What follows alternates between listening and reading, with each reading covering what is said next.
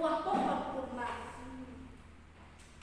Suatu hari di kota Madinah, baginda Rasulullah SAW telah membuat masjid yang begitu besar di tanah yang lapang, beralaskan pasir, beratapkan langit. Ketika baginda Rasulullah SAW menyampaikan khutbahnya dan selesai menyampaikan khutbahnya, beliau selalu bersandar pada salah satu pohon kurma tersebut. Semakin hari, para jamaah beliau semakin banyak yang datang untuk mendengarkan beliau menyampaikan khutbahnya. Hal ini yang menyebabkan para jamaah beliau tidak bisa melihat wajah beliau ketika menyampaikan khutbahnya. Dan para sahabat beliau juga melihat beliau begitu capek ketika terlalu lama berdiri saat menyampaikan khutbahnya. Oleh karena itu, para sahabat beliau mengusulkan untuk membuat sebuah mimbar tempat beliau menyampaikan khutbahnya. Hal itu pun disetujui oleh beliau.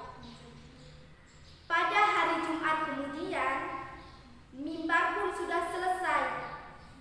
Dan seperti biasa, beliau keluar dari kamarnya dan berjalan menuju masjid, sambil melewati sebuah pohon kurma yang biasa ia sandari ketika menyampaikan khutbahnya. Ketika beliau sudah ada di atas mimbar tersebut, hal aneh pun terjadi.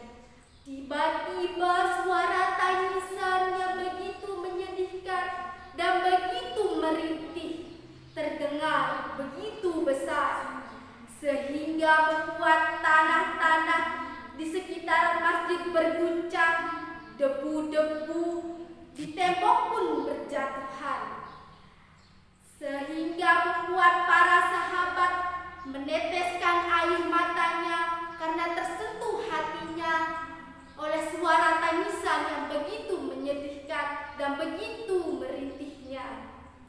Kemudian baginda Rasulullah SAW turun dari mimbarnya dan menemui pohon kurma tersebut. Lalu ia meletakkan tangannya yang begitu mulia pada batang pohon kurma tersebut dan mengelus-elus pohon kurma tersebut dengan penuh kasih sayang.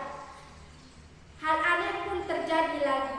Tiba-tiba dengan perlahan pohon kurma tersebut mereda dari tangisannya dan keadaan kembali tenang seperti biasa.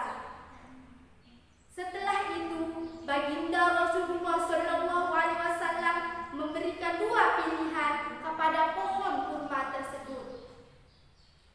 Wahai pohon kurma, apakah kamu mau dipindahkan ke tempat semulamu? Di sana kamu bisa berbuah dan buahmu dapat dinikmati oleh orang beriman, atau aku pindahkan kamu ke surga. Di sana buahmu bisa dinikmati oleh penghuni surga. Kemudian pohon kurma pun memilih pilihan yang kedua. Rasulullah SAW kembali bersabda, "Fa'ala insyaallah, fa'ala insyaallah, fa'ala insyaallah," sebanyak 3 kali. Setelah itu, baginda Rasulullah SAW kembali bersabda kepada seluruh sahabat dan para jamaahnya yang berada di sana, "Demi Allah yang jiwaku di tangannya, seandainya aku tidak mendiamkan dia, niscaya dia akan terus menangis dan merintih hingga kiamat tiba. Atas kerinduannya